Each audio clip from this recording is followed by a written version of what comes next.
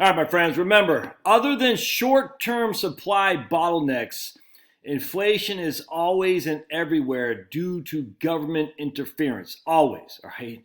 Scarcity causes inflation, and what causes scarcity is 100% due to government regulation, without question. Now, there are always going to be bottlenecks, just-in-time inventorying, supply chain issues, always going to have bottlenecks. But those can be dealt with just some basic preparation, frankly. That's why I'm a prepper. You got to prep just in case when that time comes. But other than bottlenecks, inflation and long-term inflation, more than a 6-month or 18-month time frame, is always caused by government. Um, we're gonna go into the history of natural gas because if this doesn't give an example of the insanity of government regulation, nothing else would. You can look at trucking, you can look at airplanes, you can look at cost of commissions as well. But we're going to talk about natural gas right now because I want to share with you something. This is from the EIA, the Energy Information Administration. U.S. price of natural gas delivered to residential consumers. All right, and you can see here now. This isn't logarithmic. I can never pronounce that word. It's not log. So basically, 0 to 5, 5 to 10, 10 to 15. What that means is this is going to be the same scale, so it doesn't quite look as dramatic as what it should be, but it still looks pretty dramatic. If that makes sense. So anyway, what we have here is we're going to go back to 1960s, and this would be 1969. Is $1, and this is not adjusted for inflation, by the way. All right, so this is just in today's current numbers. What was it doing there? Oh, right here. All right, so we got, and it was at 1969 at $1.05 per 1,000 cubic feet of natural gas delivered to your consumer door. Wow, that's pretty cheap. Then what happens? We fast forward just a few years later to 1976, and we got $2, basically an increase of 100% in 6 years' time, 300% in 10 years' time. All right, so we see that's a massive inflation in natural gas. It went from 105 to 298. Crazy. So the sad thing is a lot of idiots are going to say, well, look at that. Why can't we get back to that? Because price controls led to shortages, which led to here. Freaking mind-boggling how lack of economics people just don't get. So everyone says, well, there's only $1.05, it's cheap. All right, so here's now, look, we see this huge run-up, and from 2002 basically to 2007. And under Obama, to his credit, look, he doesn't like fossil fuels, but he knew you can't stop a train. And you see us falling under Obama and then a leveling off. Now, what was the run-up? Why do we have this massive run-up? So let's go to the history of natural gas. This is actually interesting as all could be too. Actually, let me go to right here. The natural gas of, actually, no, I want to start with something else. I want to share with you something. This is crazy. Liquefied natural gas, if I can find it down here, right here. LNG is now being shipped from areas where just a few years ago natural gas was considered a waste product of oil production. Construction of new LNG regasification terminals could bring new competition, further change long-term price structures. The geography of natural gas prices is expected to change significantly over the next decade, and I'm not sure when this guy had written this. I think in 2014, but look, in 2008, January, there's what you paid in Maine, Alabama, and Florida for natural gas. All right, look at that, crazy. All right, average, and you can see it's over 16 to 18 dollars per 1,000 cube feet. If we go back to EIA in 2008, it was 13 on average in the United States. But if you go to specific areas, is well above that because it's just well done. But then you fast forward 2014, and look at that, it dropped significantly, man. It's fantastic. And the reason for that is simply because we have the ability to find it through hydraulic fracturing, fracking. Crazy. All right, so let's go to the history of natural gas because this is going to show you how price controls cause inflation. All right, so the FPC is a Federal Power Commission. All right, and so right here, the NGA, the National Gas Act, instituted no specific let me make this bigger regulatory oversight of sales of natural gas from producers to pipelines. Wellhead prices were unregulated, and the Natural Gas Act was passed in 1938. All right, and the act constitutes the first real involvement in the federal government with the rates charged by interstate gas transmission companies. All right.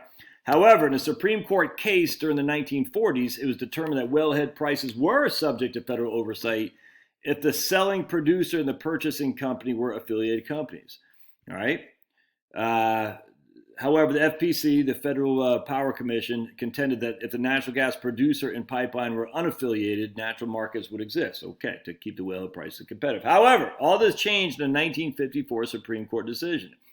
In this decision, the Supreme Court ruled that natural gas producers that sold natural gas interstate via pipelines fell under the classification of natural gas companies under the National Gas Act, National Gas Act, or is it Natural Gas Act? The NGA's Natural Gas Act, excuse me, and were thus subject to regulatory oversight by the Federal Power Commission.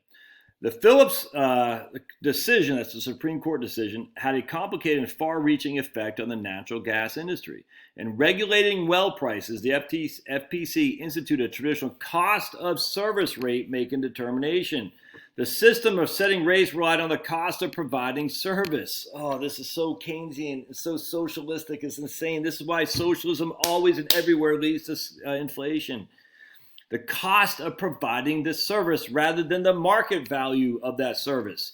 This meant that prices were set to allow companies to charge prices high enough to cover the actual cost plus a fair profit. Whereas regulating pipelines have been possible with this method due to the relatively small number of interstate pipeline companies, the large number of different natural gas producers meant that regulating producers was an extreme administrative burden. 3 eras of producer regulation ensued, each with its own difficulties, and finally, wellhead price control culminated in natural gas shortages of the 1970s. From 1954 to 1960, the FPC attempted to deal with the producers and the rates on an individual basis. Each producer of the hundreds was treated as an individual public policy, a public utility, and rates were set based on each producer's cost. However, this turned out to be administratively unfeasible, as there are so many different producers that the rate cases that are the backlog. For example, in 1959, there were 1,265 separate applications for rate increases, but the FPC was only acting on 240. Due to this enormous backlog, the FPC decided to set rates based on the geographic areas.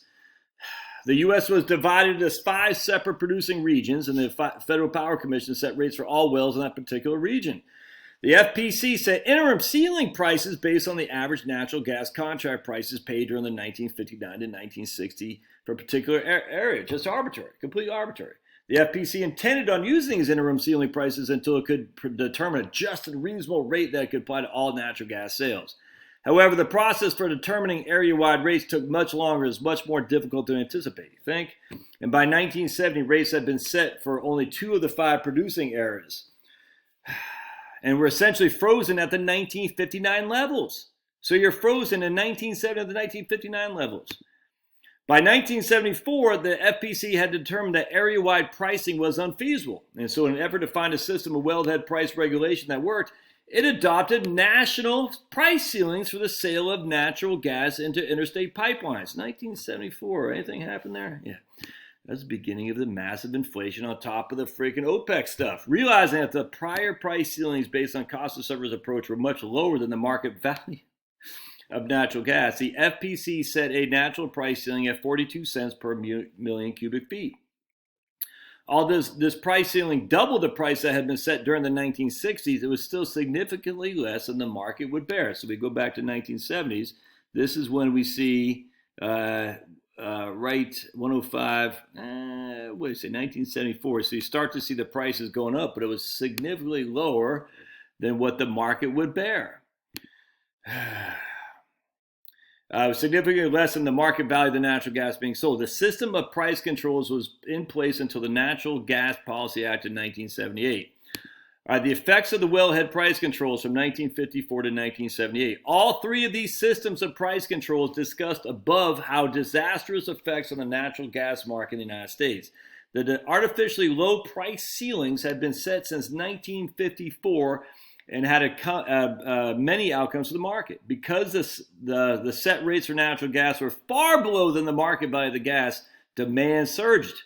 It's a great value. And you're like, man, it's like Venezuela. They're subsidizing oil. I'm going to go buy a bunch of oil. The low market prices of natural gas meant that consumers were receiving good value for their money. This, combined with an oil price surge experienced by OPEC, made natural gas an even more attractive fuel.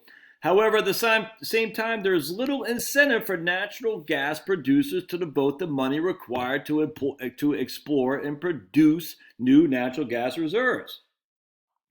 Producers also saw little incentive to search for new reserves. While the price at which they could sell interstate gas was fixed, the finding for development and establishing new reserves was variable and unpredictable as ever.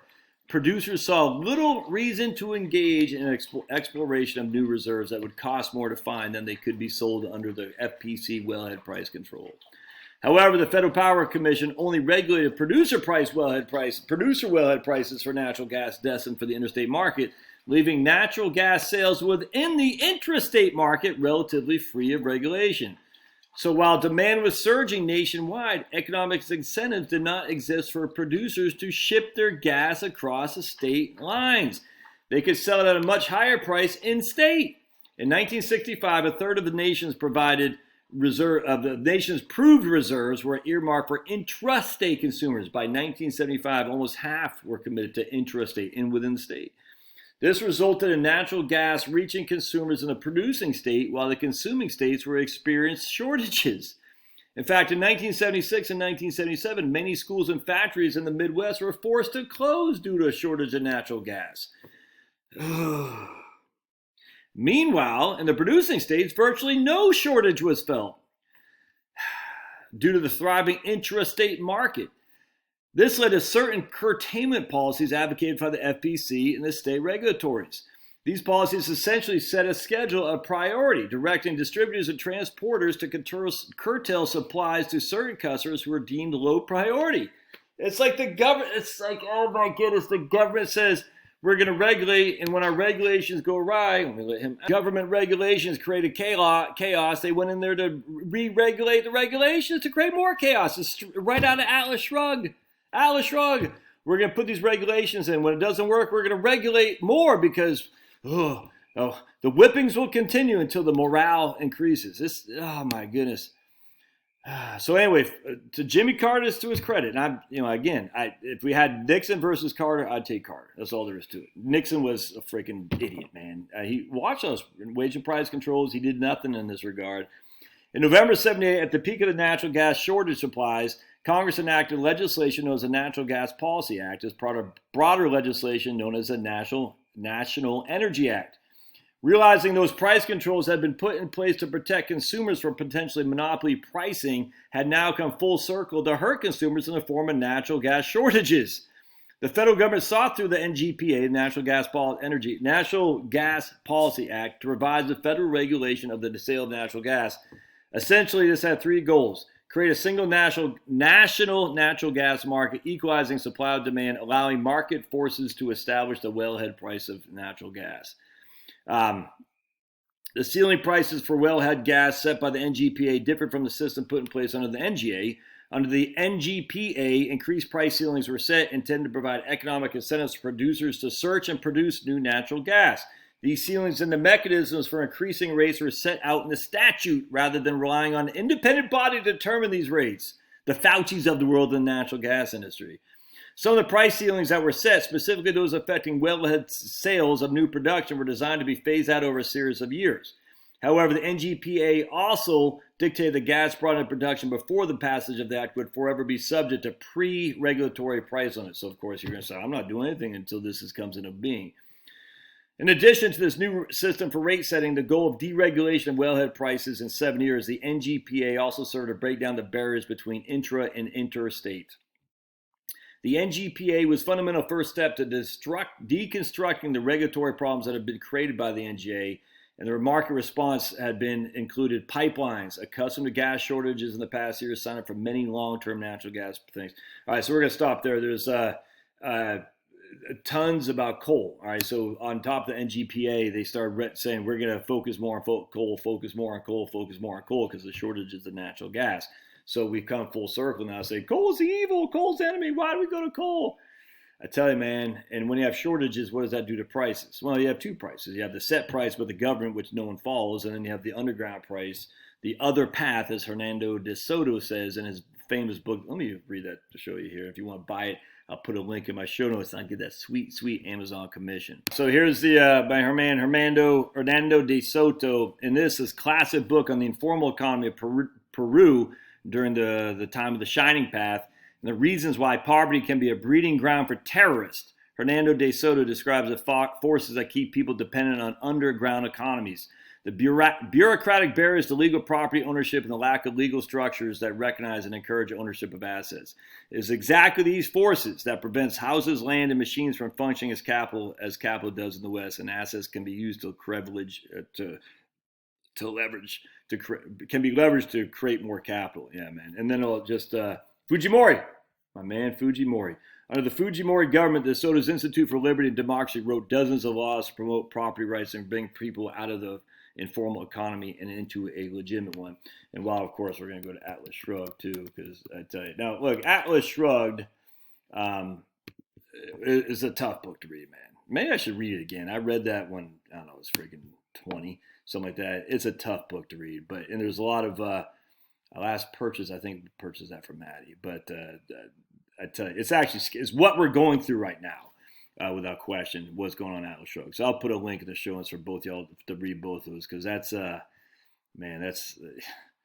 can't beat that book. It's just tough. Just recognize it's a tough book to read, but it's interesting. That's probably a book I should read again. All right, we'll see ya.